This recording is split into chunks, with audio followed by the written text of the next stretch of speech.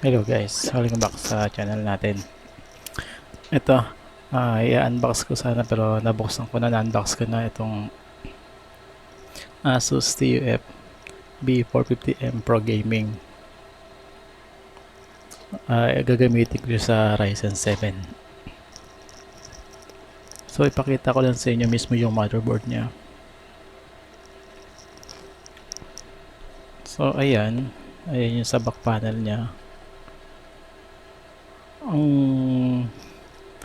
Medyo mabigat na siya compare sa typical na motherboard. Loaded na rin siya ng mga terminal. Dalawa yung PCIe niya, and then dalawa din yung M2 slot niya, socket niya. Ito meron siyang dalawang M2 socket, and then yung memory niya dual channel. Ibig sabihin, kung mapapansin nyo, ito black gray. So kung meron ka lang isang memory, pwede mo gamitin kahit alin dyan. Pero kung dalawa yung memory mo, kailangan pares siya.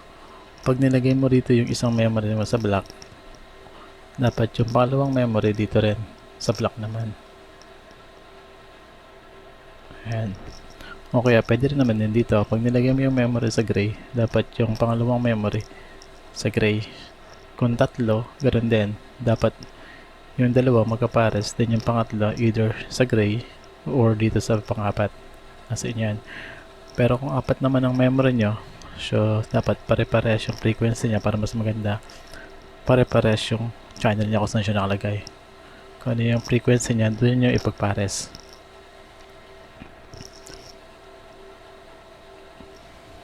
Isa pang napansin ko rito yung mga thermal, yung mga heatsink niya. Ito, lalaki na.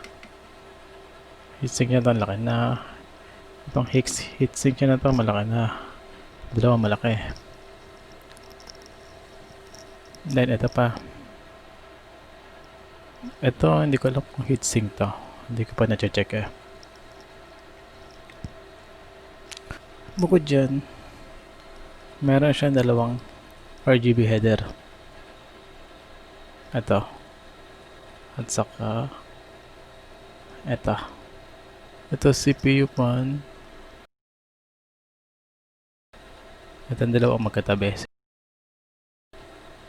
Yung chassis pa niya nandito. Ito.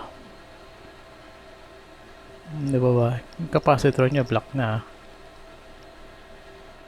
And then meron siyang sa ibaba, meron siyang apat na SATA slot.